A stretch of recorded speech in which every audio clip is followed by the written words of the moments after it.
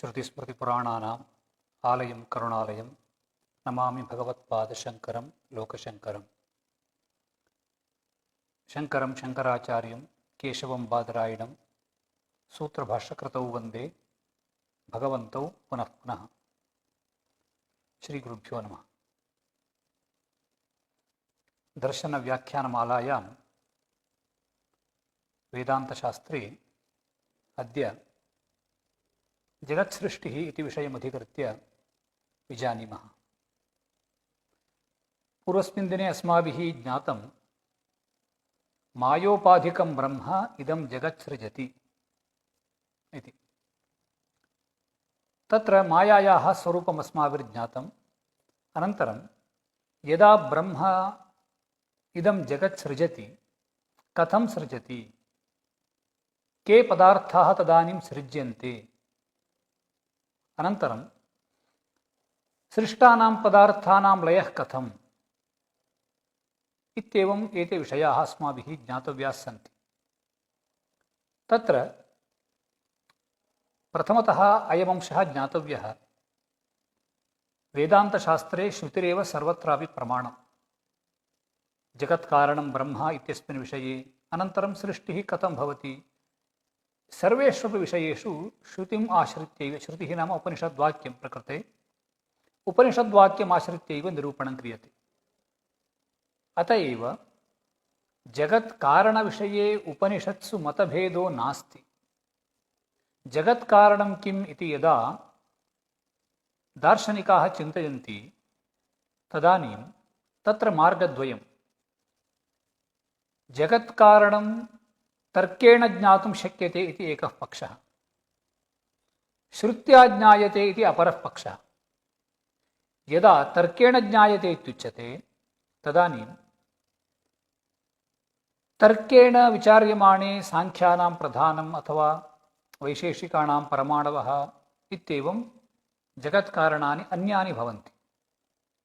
तदानीम् एवं प्रश्नः, श्रुतिम् आश्रित्य अर्थात् उपनिषद्वाक्यम् आश्रित्य ब्रह्मैव जगत्कारणमिति कुतः स्वीकर्तव्यं? जगत्कारणनिर्णये किं जगत्कारणम् इत्यस्मिन् निर्णये उपनिषदः एव कुतः आदर्तव्याः, तर्कः कुतो नाद्रियते इति। तत्रोच्यते, यदि तर्केण जगत्कारणं किम् इति निर्णेतुं वयं प्रवर्तामहे तर्हि किं सर्वैरपि तर्कैः एकं कारणं सिद्ध्यति? तत्र तर्काः बहुविधाः भवन्ति। एकेन तार्किकेण उक्तः अर्थः अन्येन तार्किकेण निराक्रियते। अत एव यत्नेनानुमितोऽप्यर्थः कुशलैरनुमातृभिः अभियुक्ततरैरन्यैः अन्यथैवोपपद्यते इति भर्तृहरिः। तर्केण एकः तार्किकः एकं सिद्धान्तं स्थापयति चेत् अपरस्तार्किकः तं सिद्धान्तं तर्केणैव निराकरोति। अतः तार्किकाणां सिद्धान्ताः भिद्यन्ते। कश्चित् प्रधानम् इति वदति, कश्चित् शून्यम् इति वदति, कश्चित् परमाणवः इति वदति। एवं तत्र निर्णयः दुश्यकः। किन्तु उपनिषद्वाक्यान् न तथा। सर्वास्वपि उपनिषत्सु जगत्कारणं किम् इत्यत्र मतभेदो नास्ति। चेतनम् अद्वितीयं ब्रह्मैव जगत्कारणम् इत्यस्मिन् विषये सर्वाण्यपि उपनिषद्वाक्यानि समन्वितानि सन्ति। अतः गतिसामान्या इत्युक्तं सूत्रकारेण। गतिः नाम अवगतिः। उपनिषद्वाक्यैः जगत्कारणविषये या अवगतिः प्राप्यते सा अवगतिः सर्वत्र समाना। अतः उपनिषद्भिरेव जगत्कारणं किम् इति निर्णेतव्यम् इति स्थितम्। तत्र यथा कानिचित् वाक्यानि स्वीकुर्मः। उपनिषत्सु बहुत्र सृष्टिवाक्यानि भवन्ति। यथा पूर्वस्मिन् दिने यदुक्तं तैत्तरीयोपनिषदि, तैत्तरीयोपनिषदि तस्माद्वा एतस्मादात्मन आकाशः सम्भूतः इत्यारभ्य सृष्टिः निरूपिता। एवं इदं सर्वम् असृजत यदिदं किञ्च इत्यपि तत्रैव वर्तते। एवम् ऐतरेयोपनिषदि आत्मा वा इदमेक एवाग्र आसीत् इति उपक्रम्य अग्रे स इमाल्लोकान् असृजत इति सृष्टिः उच्यते।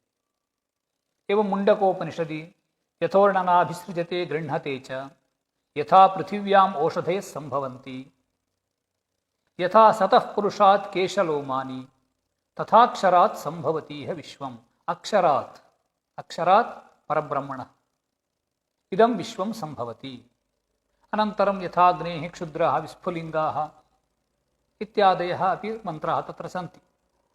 एवम् अन्यत्रापि छान्दोग्योपनिषदि तत्तेजोऽसृजत तदपोऽसृजत ता अन्नमसृजन्त। एवम् अनेकत्र उपनिषत्सु सृष्टिः श्राविता। किन्तु तत्र सृष्टिप्रकरणे केचन पदार्थाः सृज्यन्ते इति श्रूयते। यथा पञ्चभूतानि अथवा इन्द्रियाणि अथवा प्राणाः। सर्वेषु वाक्येषु सर्वे पदार्थाः न श्रूयन्ते। अर्थात् क्वचित् पञ्चभूतानां सृष्टिः उक्ता, अन्येषां विषये तत्र श्रवणं नास्ति। क्वचित् तु भूतानि विहाय प्रपञ्चः ब्रह्मणा सृष्टः, इदं विश्वम् अक्षरात् ब्रह्मणः सम्भवति इत्युच्यते। किन्तु तत् उपलक्षणं। यत्र क्वापि सृष्टिः श्रुता चेत् तत्र यद्यत् सृज्यते तत्सर्वं ब्रह्मण एव सृज्यते। अतः यदि केचन एव पदार्थाः स्रष्टव्यतया श्रुताः तदानीमपि उपलक्षणतया अन्ये यावन्तः लोके सृष्टाः पदार्थाः प्रतीयन्ते ते सर्वेपि ब्रह्मणः सृज्यन्त इत्येव तेषां वाक्यानाम् अभिप्रायः ज्ञातव्यः। अतः परस्मात् ब्रह्मणः अयं भूतभौतिकरूपः प्रपञ्चः सृज्यते इति सर्वत्रापि उपनिषद्वाक्यानां तात्पर्यम्। यदविद्याविलासेन भूतभौतिकसृष्टयः इति वदति धर्मराजाध्वरीन्द्रः। एवञ्च सृष्टिप्रकरणे आदौ भूतानां सृष्टिः श्राव्यते। यतः भौतिकः प्रपञ्चस्तु भूतसृष्टेः अनन्तरं भविष्यति। अतः प्रथमं भूतानां सृष्टिः वक्तव्या।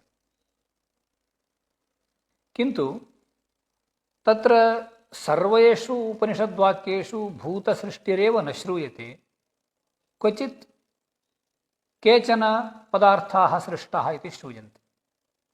तदानीं तत्र एकः क्रमः ज्ञातव्यो भवति। केन क्रमेण अयं प्रपञ्चः सृष्टः? तत्र प्रथमः अयं क्रमः उक्तः, आदौ भूतानां सृष्टिः ततः परं भौतिकानां सृष्टिः इति। बहुत्र सृष्टिः श्रूयते चेदपि क्रमः सर्वत्र न श्रूयते। ब्रह्मणः इदं जगत् सृज्यते, सर्वमपि ब्रह्मणः सम्भवति इत्येवमेव श्रूयते। सर्वत्र क्रमः न श्रूयते। किन्तु तैत्तिरीयोपनिषदं यदा पश्यामः तत्र क्रमोऽपि श्रुतः। केन क्रमेण पञ्चभूतानि सृज्यन्ते इति ततः अवगन्तुं शक्यते। केन क्रमेण सृज्यन्ते इति चेत् भूतानां सृष्टिः तत्रापि आदौ सृज्यते आकाशः। यत्पूर्वं वाक्यम् उदाहृतं, तस्माद्वा एतस्मादात्मन आकाशः सम्भूतः इति सर्वादौ आकाशस्य सृष्टिः श्रूयते। तत्र प्रश्नः, आकाशः नित्यः खलु, कथं तस्य सृष्टिः इति। यतः यत् सावयवं तस्य उत्पत्तिर्भवितुमर्हति, यन्निरवयवं तन्नोत्पद्यते। यथा कालः, दिक्, आत्मा इत्येवम्। एवञ्च आकाशस्य निरवयवत्वात् आकाशः नोत्पद्यते, निरवयवत्वात् आत्मादिवत् इत्यनुमानं तत्र भवितुमर्हति। किन्तु वेदान्तरीत्या आकाशोऽपि सृज्यते। किमर्थम् एवं सृष्टिः स्वीकर्तव्या? यतः श्रुत्या सह अर्थः श्रावितः। आकाशः आत्मनः सम्भूतः, उत्पन्नः। श्रुतिः आकाशस्य सृष्टिं श्रावयति चेत् तत् तथैव अङ्गीकर्तव्यम्। श्रुतिर्हिनः प्रमाणम् अतीन्द्रियार्थविषये। अतः कदाचित् श्रुत्युक्तः अर्थः तर्क अगोचरः स्यात्, तथापि श्रुत्युक्तत्वात् तदङ्गीकरणीयं भवति। अतः आकाशस्यापि उत्पत्तिर्वर्तते। तत्र अवयवाः न सन्ति खलु। यदि आकाशरूपः अवयवी तत्र अवयवाः सन्ति चेत् तेभ्यः अवयवेभ्यः अवयविनः आकाशस्य उत्पत्तिः इति चेत् यदि वयम् आरम्भवादम् अङ्गीकुर्मः तदानीमेव अयं प्रश्नः। अर्थात् अवयवेभ्यः अवयवी आरभ्यते इति स्वीकारे के ते अवयवाः कश्च अवयवी इति अनन्तरं विचारः। किन्तु ब्रह्मणः जगत्कारणत्वम् इत्युक्तौ उक्तरीत्या जगतः अवयविनः सृष्टिः इत्यर्थो न। सावयवं वा निरवयवं वा यदि श्रुतौ श्रुतं तर्हि तद् ब्रह्मणा सृज्यते। अतएव जगत् ब्रह्मणः जगत्कारणत्वं नाम न जगदारम्भकत्वं किन्तु जगदाकारेण विवर्तमानत्वम्। ब्रह्म जगत्कारणं ब्रह्मणः अयं प्रपञ्चः सृज्यते इत्युक्तौ ब्रह्म जगदाकारेण विवर्तते इत्यर्थः। अतः ब्रह्मणः विवर्तोपादानत्वात् तत्र तर्कैः आकाशस्य सृष्टिः निराकर्तुं न शक्यते। स्वयं सूत्रकार एव इमं विषयं विचार्य निर्णीतवान्। तत्र ब्रह्मसूत्रे द्वितीयाध्याये तृतीयपादे किम् आकाशः वियत् उत्पद्यते न वा इति विचार्य न वियदश्रुतेः इति पूर्वपक्षं कृत्वा वियत् आकाशः न उत्पद्यते कुतः तत्र कारणमपि पूर्वपक्षी प्रदर्शयति अश्रुतेः। अश्रुतेः इत्यस्य कोऽर्थः छान्दोग्योपनिषदि सृष्टिप्रकरणे यदा भूतानां सृष्टिः श्राविता तदानीं त्रयाणामेव भूतानां सृष्टिः श्राविता। कानि तानि भूतानि? तेजः आपः अन्नम्। तेजोबन्नानां सृष्टिः तेजः आपः अन्नं नाम पृथिवी। एवञ्च त्रयाणां भूतानां सृष्टिः तत्र श्रुता। आकाशस्य तु सृष्टिः न श्रुता। न श्रुता चेत् कथं तस्य सृष्टिः अङ्गीकर्तुं शक्यते? अतः आकाशः नोत्पद्यते इति पूर्वपक्षं कृत्वा स्वयं सूत्रकारः तस्य खण्डनं करोति। तत्र मध्ये अनेकानि सूत्राणि विद्यन्ते। अनन्तरं वदति प्रतिज्ञाहानिरव्यतिरेकात् शब्देभ्यः। अयं सिद्धान्तः। अर्थात् यदि आकाशः न ब्रह्मणः सृज्येत तर्हि आकाशः वर्तते किन्तु ब्रह्मणा न सृष्टः इत्युक्तौ ब्रह्मापेक्षया द्वितीयं वस्तु भवति आकाशः। पृथिव्यादीनि सन्ति चेदपि तानि यस्मात् ब्रह्मणः उत्पन्नानि तस्मादेव ब्रह्मणो न भिद्यन्ते। अतः ब्रह्मणः अद्वैतत्वे हानिर्नास्ति। यद्येवम् आकाशस्य उत्पत्तिः न स्वीक्रियते तर्हि आकाशस्य ब्रह्म अनन्यत्वं वक्तुं न शक्यते। कुतः? आकाशः ब्रह्मणः कार्यमेव न। अतः ब्रह्मापेक्षया तद्भिन्नं स्यात्। अस्तु का हानिः इति चेत् श्रुत्या प्रतिज्ञा कृता अस्ति एकविज्ञानेन सर्वविज्ञानम्। अर्थात् कस्यचिदेकस्य वस्तुनः ज्ञानेन कस्यचिदेकस्य इत्युक्तौ ब्रह्मणः कस्यचिदेकस्य वस्तुनः ज्ञानेन सर्वमन्यद्विज्ञातं भवति इति प्रतिज्ञा कृता। तत्र प्रतिज्ञायाः समर्थनमपि कृतं सृष्टिवाक्यैः। एकस्य ज्ञानेन सर्वमन्यज्ञातं भवति यतः एकं कारणं सर्वमन्यत् कार्यं।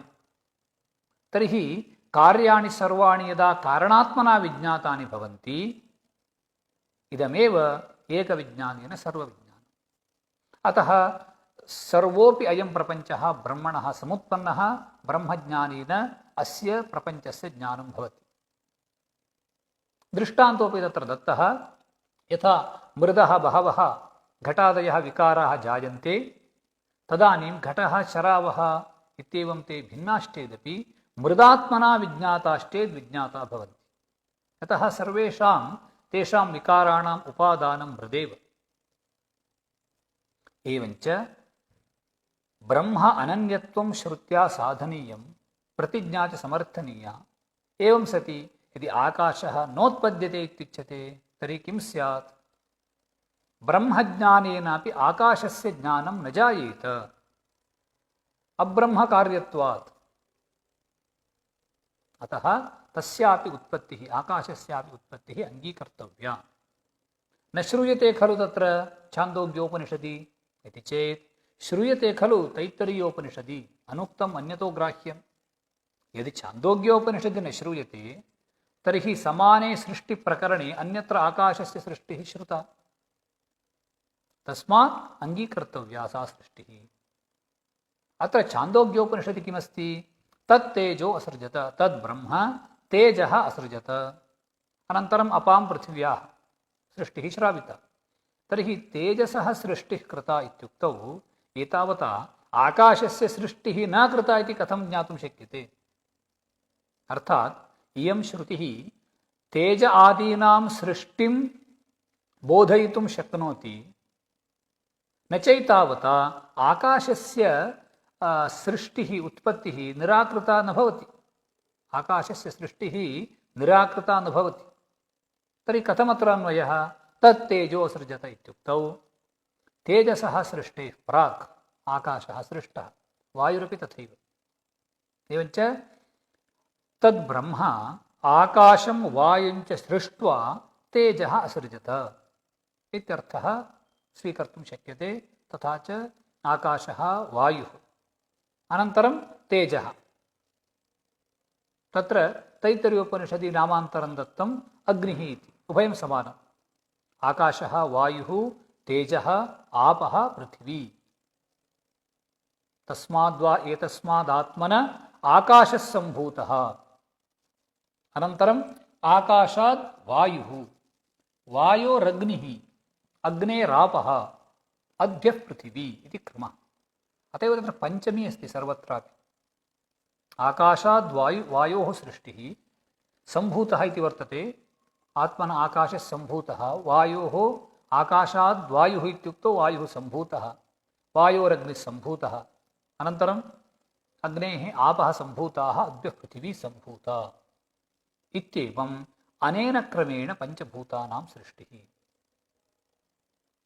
तत्र पुनः प्रश्नः, आकाशस्य सृष्टिः ब्रह्मणः जाता, वायोः सृष्टिः कथम्? आकाशाद् वायुः इति खलु। तर्हि वायोः कारणम् आकाशः इत्यर्थः आयाति, ब्रह्मणः कारणत्वं कथम् अनेन सिद्ध्यति? ब्रह्म सर्वस्यापि कारणम् इत्युच्यते, किन्तु श्रुतौ आकाशाद्वायुः इति आकाशस्य कारणत्वं श्रूयते। तर्हि ब्रह्मणः सर्वकारणत्वम् अनेन हीयते इति शङ्का। तत्र उच्यते, अत्र कोऽर्थः? वायोरग्निः इत्युक्तौ वायुः स्वातन्त्र्येण अग्निं सृजति इत्यर्थो न, किन्तु आकाशं सृष्ट्वा आकाशरूपेण स्थितं ब्रह्म, तच्च ब्रह्म इदानीं वायुं सृजति। आकाशाद्वायुः इत्युक्तौ आकाशरूपेण स्थितात् ब्रह्मणः वायुः सम्भूतः। एवमेव अग्रेपि वायोरग्निः इत्युक्तौ वायुरूपेण स्थितात् ब्रह्मणः अग्निः सम्भूतः। तथा च परं ब्रह्मैव तत्तद्रूपेण कारणरूपेण स्थित्वा उत्तरोत्तरं कार्यं सृजति। अतः ब्रह्मणः सर्वकारणत्वस्य न कापि हानिः। एवञ्च पञ्चभूतानां सृष्टिः स्वीकर्तव्या। अनन्तरं ततः किं सृज्यते? तैत्तरीयोपनिषदि श्रूयते, तत्र अद्यः पृथिवी इत्युक्त्वा पृथिव्या ओषधयः, ओषधीभ्यो अन्नम्, अन्नात् पुरुषः इति श्रूयते। पुरुषः जीवः। अस्मिन् प्रकरणे जीवस्यापि सृष्टिः श्रुता भवति। कुतः? स्वयं अन्नात् पुरुषः इति श्रुतौ एव वर्तते। किं जीवः सृज्यते, जीवः उत्पद्यते वा इति चेत् जीवस्य उत्पत्तिः स्वीकर्तुं न शक्यते। यद्यपि क्वचित् श्रुतौ तथा श्रूयते, प्रजाः जायन्ते, पुरुषः उत्पन्नः, आत्मानः विच्चरन्ति इति बृहदारण्यके अस्ति।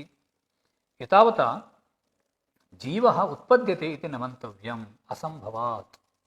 असम्भवस्तु सतो अनुपपत्तेः इति सूत्रम्। आत्मनः उत्पत्तिः भवितुमेव नार्हति। कुतः आत्मनः निर्विशेषचैतन्यरूपत्वात्।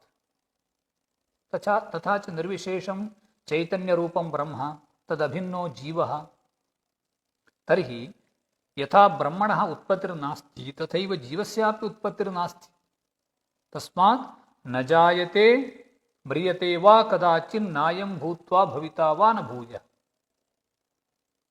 इति गीतायां न जायते म्रियते वा विपश्चित् इति कठोपनिषदि। तथा च एवम् अजः इत्यपि पदं भवति आत्मनिरूपणावसरे उपनिषत्सु। अजः स वा एष महान् अज आत्मा, अजः न जायते।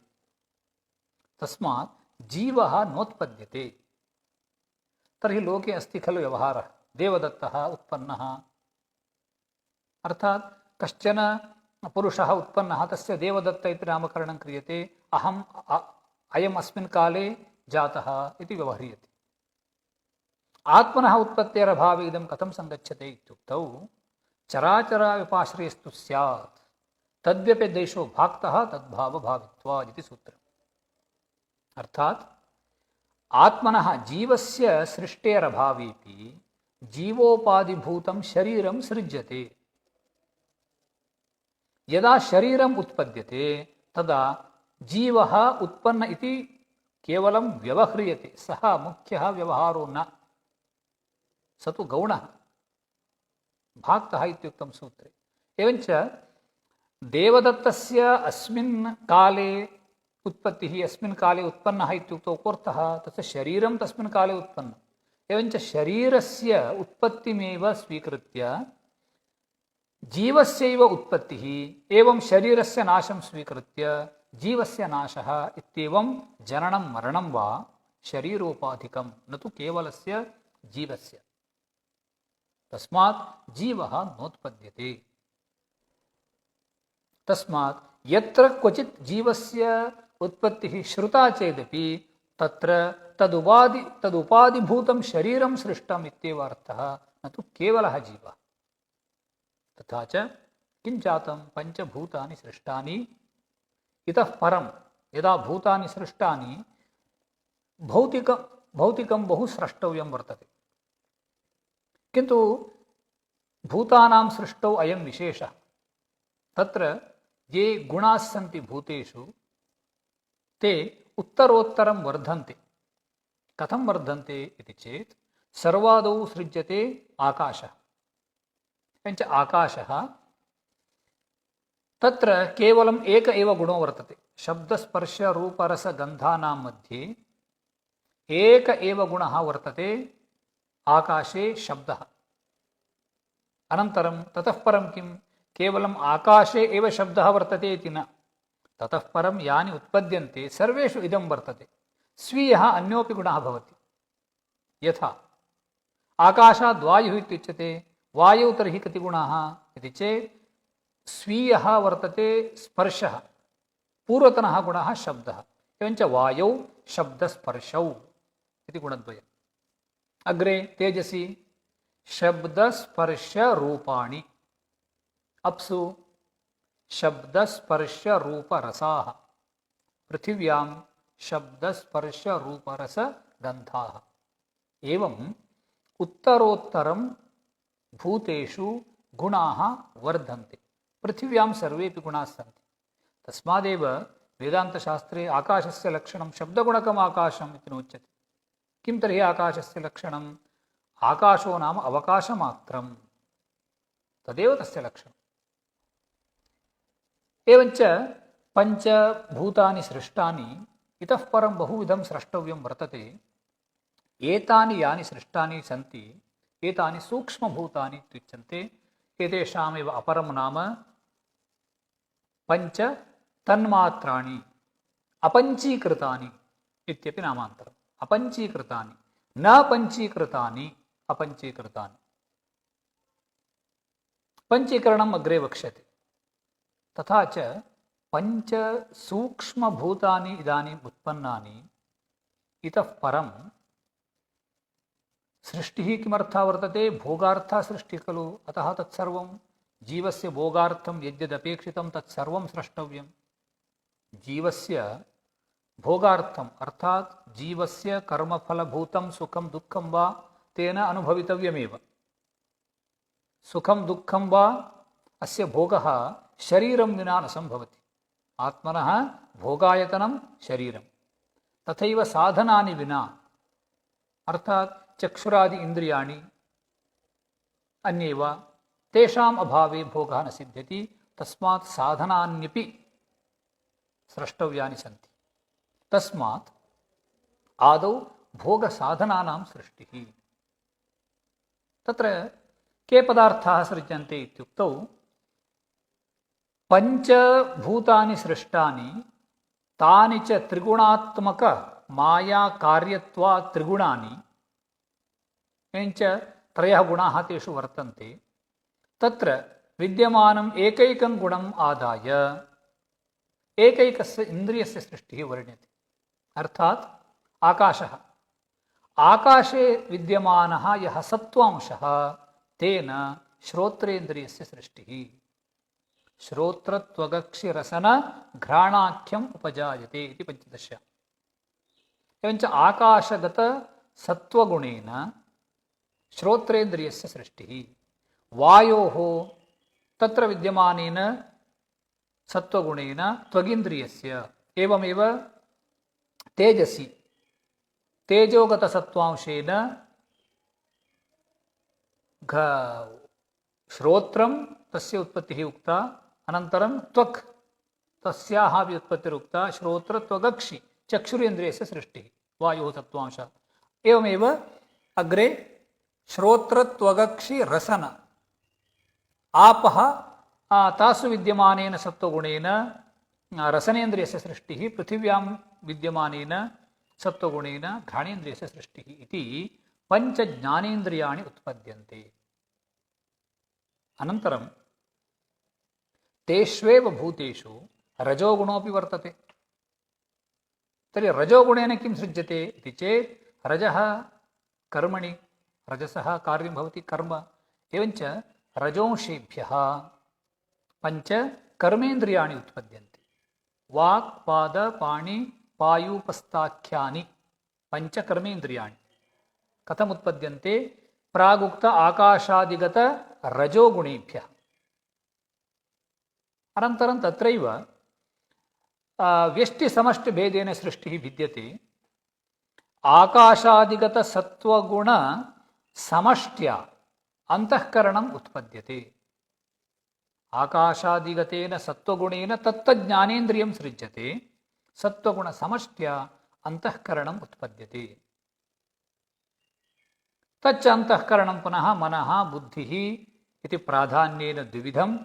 तस्य पुनः विस्तारः भवति। मनः बुद्धिः अहङ्कारः चित्तं तथा च चतुर्विधम् अन्तःकरणम् इति भवति। एवञ्च अन्तःकरणस्य सृष्टिः रजोगुणेन एकैकरजोगुणेन एकैकस्य कर्मेन्द्रियस्य सृष्टिः। रजोगुणसमष्ट्या प्राणस्य सृष्टिः। प्राणः इत्युक्तौ तत्र प्राणपञ्चकं, यद्यपि प्राणः एकः तस्यैव वृत्तयः पञ्च भवन्ति। प्राण अपान व्यान उदान समानभेदेन। एवं रजोगुणसमष्ट्या प्राणः समुत्पन्नः। अनन्तरं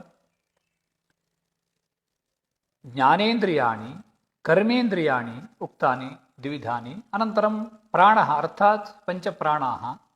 अन्तःकरणम् इत्यपि उक्तं, तच्च द्विविधं मनः बुद्धिरिति। तथा च मिलित्वा किं जातं?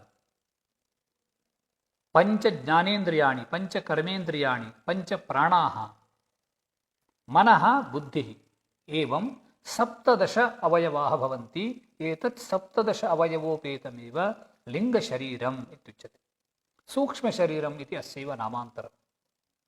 किमिदं सूक्ष्मशरीरम् इत्युक्तौ, यद्यपि अस्माकम् इन्द्रियविषयः भवति केवलं स्थूलशरीरं, किन्तु स्थूलशरीरस्य नाशेपि अयम् आत्मा न नश्यति। अयं पुनः कर्मफलम् अनुभवति, लोकान्तरं गच्छति, पुनरागच्छति। तदानीं स्थूलशरीरस्य नाशेपि सूक्ष्मशरीरं तदानीमपि तेन सहैव भवति। एवञ्च सूक्ष्मशरीरोपाधिकः सन् सः जीवः लोकान्तरं गच्छति, पुनरागच्छति। पुनः शरीरान्तरे स्वस्य प्राकृतकर्मफलम् अनुभवति। एवञ्च सकलस्यापि तस्य भोगस्य वा लोकयात्रायाः वा निर्वाहकं भवति इदं सूक्ष्मशरीरं पञ्चप्राण मनोबुद्धि दशेन्द्रियसमन्वितं शरीरं सप्तदशकं सूक्ष्मं तल्लिङ्गमुच्यते इति। इदं सूक्ष्मशरीरं कदापि न नश्यति। उत्पन्नं यद्वर्तते तत् प्रलयपर्यन्तमपि तथैव तिष्ठति।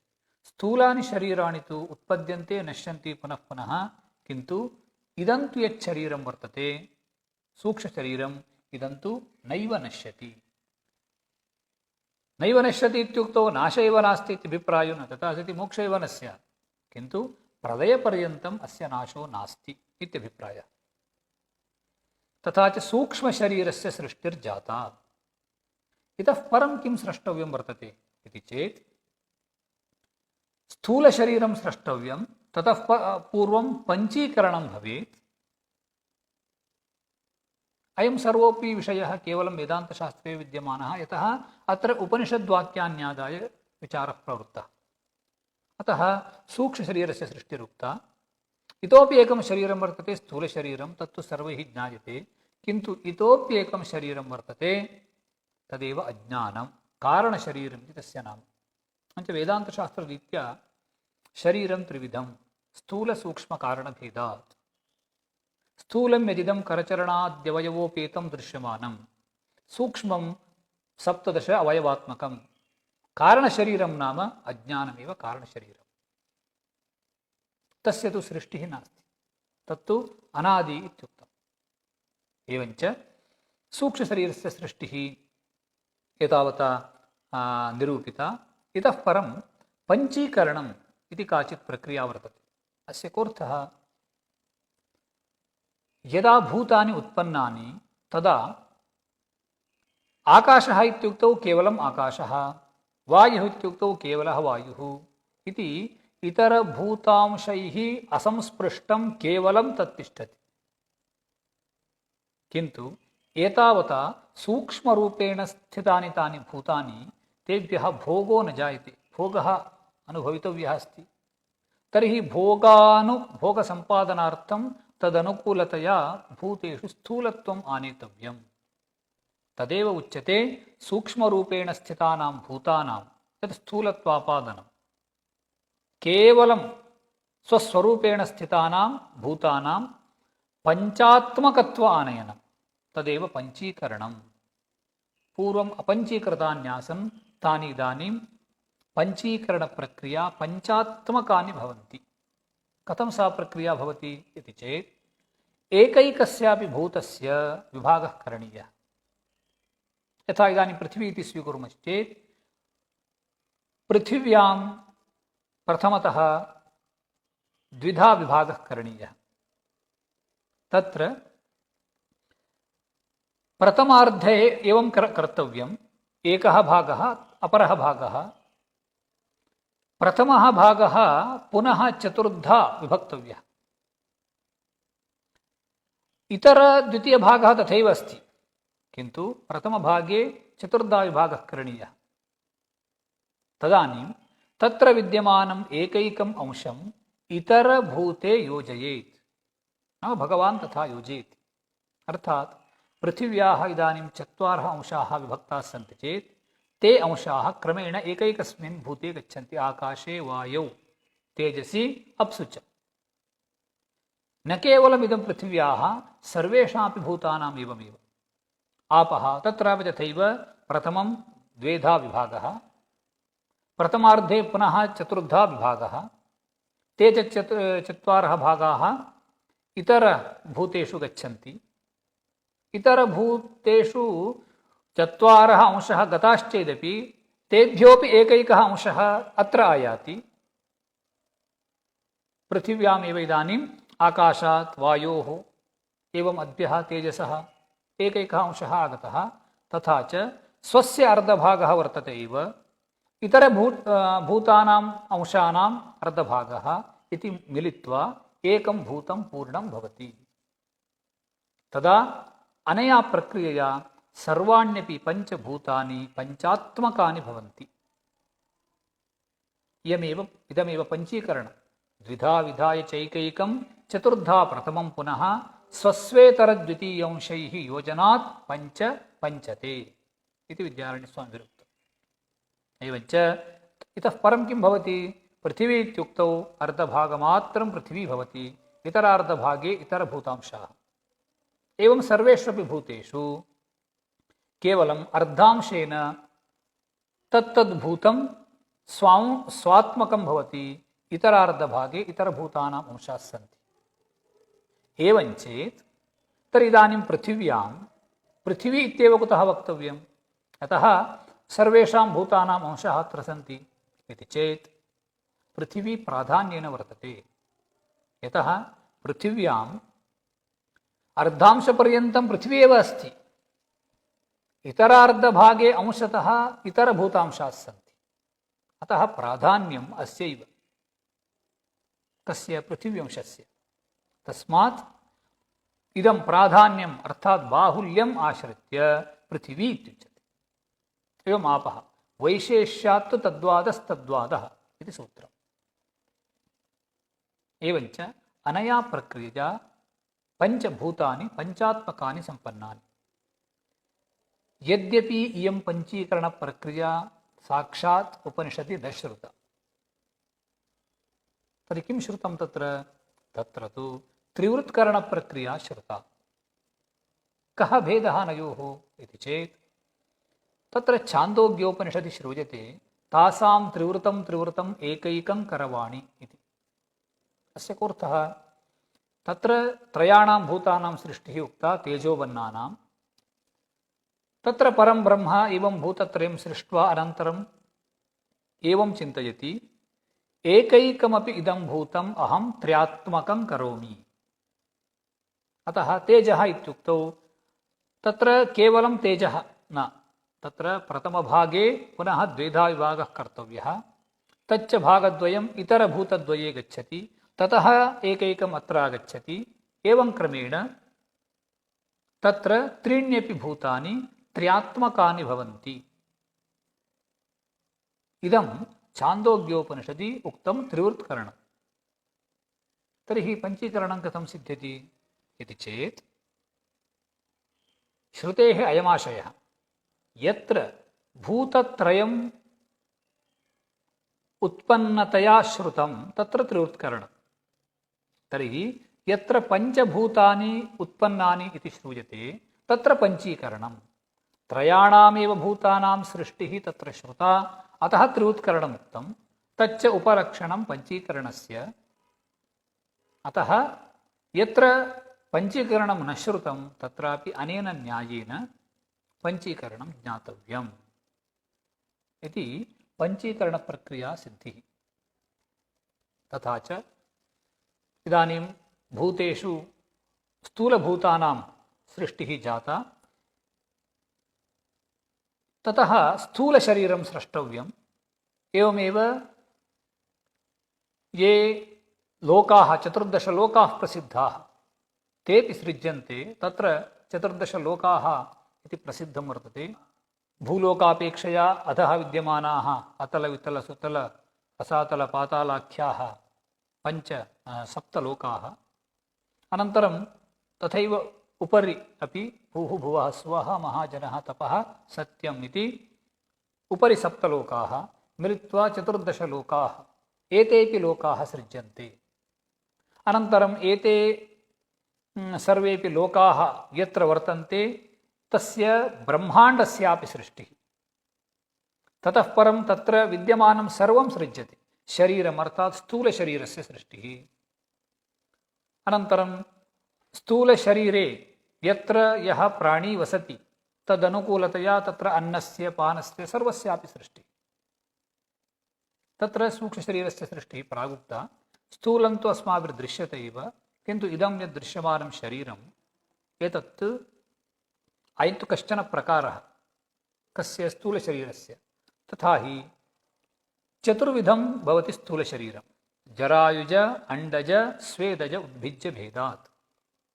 जरायुजम् अस्मदादीनां गर्भाशयाद्ये वयम् उत्पन्नाः अर्थात् यदिदं शरीरम् उत्पन्नम् इदं जरायुजम् ततः अंडजं नाम अंडात् जायते यथा पक्षिणां शरीरम् जरायुजम् अंडजम् उद्भिज्यं भूमिम् उद्भिद्य यदुत्पद्यते वृक्षादिकं तत् उद्भिज्यम् इत्युच्यते।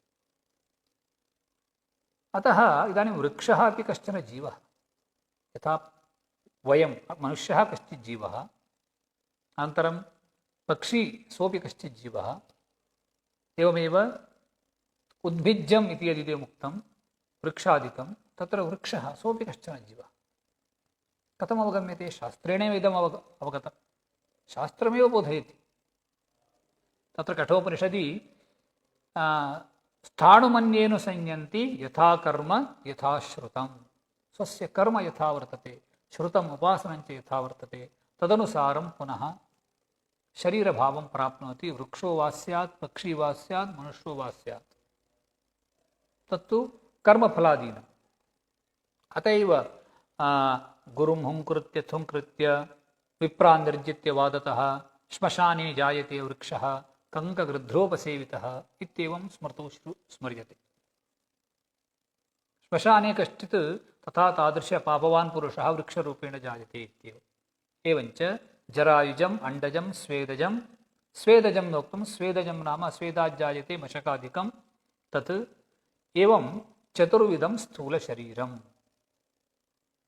एवञ्च स्थूलशरीरं सम्प्राप्य स्थूलशरीरे तत्र सूक्ष्मशरीरं तिष्ठति अतः स्वकर्मफलानुसारं तत् भोगं सुखं दुःखं वा जीवः अनुभवति। एवम् अयं श्रौतः सृष्टिक्रमः। तत्र इन्द्रियाणां सृष्टिः उक्ता इन्द्रियाणां सृष्टौ इदमपि ज्ञातव्यम् इन्द्रियाणि यदा सृज्यन्ते तदा स्वयमेव इन्द्रियं स्वकार्ये समर्थं न भवति। सर्वस्यापि इन्द्रियस्य काचित् अधिष्ठातृदेवता अवश्यं भवति तया देवतया अनुगृहीतं सत् तत्तदिन्द्रियं स्वस्वकार्ये प्रवर्तते।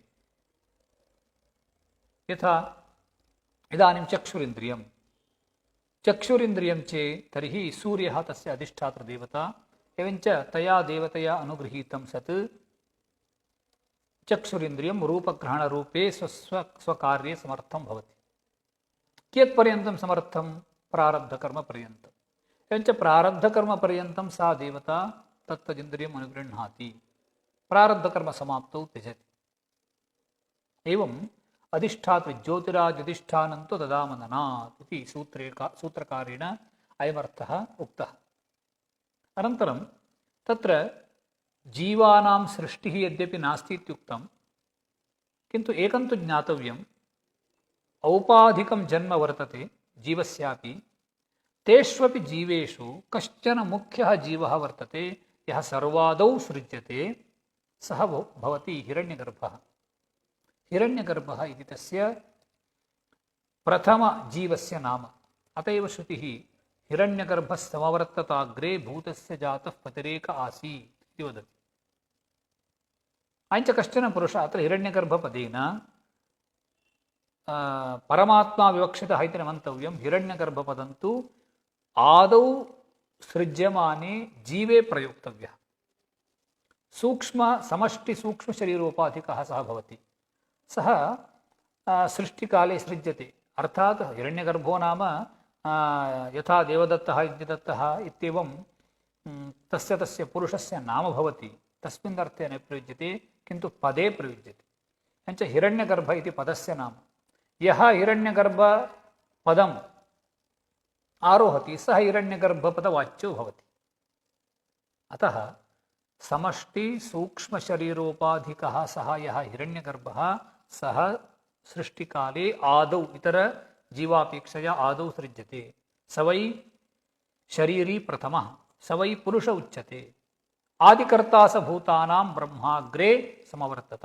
ब्रह्मा अग्रे सृष्टेः प्राक् समवर्तत उत्पन्नः। अत्र ब्रह्मा इति वर्तते। ब्रह्मा इति अकारान्तपुल्लिङ्गः अयं शब्दः अयं न परब्रह्मवाचकः किन्तु प्रकृते हिरण्यगर्भवाचकः। तथा च हिरण्यगर्भस्य सृष्टिरपि अत्र ज्ञातव्या। अनन्तरं अयम् अस्य प्रपञ्चस्य सृष्टिः जाता, ब्रह्मणः समुत्पन्नः, ब्रह्मणि तिष्ठति, लयः कथम् इति चेत् यदा सृष्टिकालः समाप्तः परमात्मा इच्छति, सः जानाति कदा सृष्टिः, कदा स्थितिः, कदा प्रलयः। अः सर्वज्ञः सर्वशक्तः स परमात्मा जगतः लयेऽपि कारणम्। तत्र वेदान्तरीत्या कथं लयः इति विचार्यमाणे नित्यः नैमित्तिकः प्राकृतः आत्यन्तिकः इति चतुर्धा प्रलयः विभक्तः। नित्यः प्रलयो नाम कः? संक्षेपेण उच्यते सुषुप्तिरेव नित्यः प्रलयः इत्युच्यते। अनन्तरं प्राकृतप्रलयः इति अपरमस्ति। प्रकृतौ यः लयः सः प्राकृतप्रलयः। हिरण्यगर्भः स्वस्य अधिकारे स्थित्वा यदा साक्षात्कारे प्राप्नोति तदा तदधिष्ठितस्य प्रपञ्चस्य यः लयः प्रकृतौ लयः, माया इव प्रकृतिः, सः प्राकृतः। नैमित्तिको नाम केनचित् निमित्तेन भवति। किमत्र निमित्तम् इत्युक्तौ अस्मिन् कल्पे कश्चन हिरण्यगर्भपदे स्थितः, तस्य अधिकारः यदा समाप्तः तन्निमित्तिकः यः प्रलयः तदा सः नैमित्तिकप्रलयः इत्युच्यते। अन्ते तु अन्तिमः आत्यन्तिकप्रलयः। आत्यन्तिकप्रलयो नाम मोक्ष एव। अर्थात् ब्रह्मज्ञानेन अज्ञानस्य नाशे सति अज्ञानप्रभवस्य सर्वस्यापि नाशः।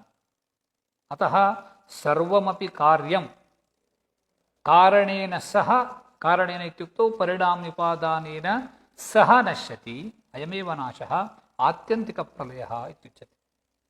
एवञ्च चतुर्विधः प्रलयः। कथम् अयं प्रलयः भवति? सृष्टौ यथा कश्चन क्रमः वर्तते तद्वदिहापि कश्चन क्रमः अस्ति। किन्तु अयमत्र विशेषः कारणम् आदौ नश्यति अनन्तरं कार्यं नश्यति इति न मन्तव्यम्। येन क्रमेण सृष्टिः जाता तद्विपरीतक्रमेण लयः। केन क्रमेण सृष्टिरासीत्? आदौ आकाशस्य अनन्तरं वायोः इत्येवमासीत् खलु। इदानीं लयकाले वैपरीत्येन अन्ते यदुत्पन्नमासीत् भूतं पृथिवी, पृथिवी आदौ लीयते, पृथिवी अप्सु लीयते, आपः वायौ, वायुः अग्नौ, जगत्प्रतिष्ठादेवर्षे पृथिव्यप्सु प्रदीयते, ज्योतिष्यापः प्रदीयन्ते, ज्योतिर्वायौ प्रदीयते, वायुश्च लीयते व्योम्नि आकाशे, तच्चाव्यक्ते प्रदीयते, अव्यक्तं निर्गुणे ब्रह्मन् सम्प्रलीयते। अर्थात् अव्यक्तं माया। आकाशः इति योऽयं भूतविशेषः अयमपि उत्पन्नः। कथमुत्पन्नः? मायोपाधिकात् ब्रह्मणः। तर्हि तस्यां मायायां परिणामविपादानभूतायाम् आकाशस्य लयः। तत् कथं नश्यति? परिणामविपादानं माया, माया तु ब्रह्मण्येव नश्यति। अर्थात् अयं कीदृशः नाशः इत्युक्तौ पूर्वं सृष्टानि भूतान्यासन् अनन्तरं लयो जातो इति न। इदं सर्वं मायया कल्पितमासीत्। यदा ज्ञानं जातं माया विनष्टा, अतः एतत् सर्वं नश्यति। क्रममात्रमत्र उक्तम्। इदानीम् अन्ते अपरः कश्चन प्रश्नः। वेदान्तशास्त्रे निर्विशेषं परं ब्रह्म इत्युक्तम्। एवञ्चेत् तस्यैव ब्रह्मणः जगत्कारणत्वमपि उच्यते।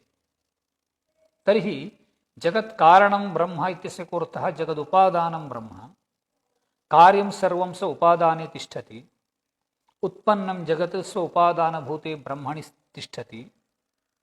तर्हि ब्रह्म सप्रपञ्चं स्यात्। निष्प्रपञ्चं ब्रह्म इति प्रागुक्तं, किन्तु जगत्कारणत्वात् ब्रह्म सप्रपञ्चमेव आयाति। एवञ्चेत् निष्प्रपञ्चं ब्रह्म बोधयितुम् आगतं श्रुतिवाक्यम् अन्ते किं जातम्? इदानीं सप्रपञ्चमेव आयाति। अतः कथमस्य विरोधस्य परिहारः इति चेत् तदा उच्यते ब्रह्मणः सप्रपञ्चत्वम् अर्थात् जगत्सृष्टिः तात्पर्येण न प्रतिपाद्यते। अस्य तात्पर्यम् अन्यदेव अस्ति।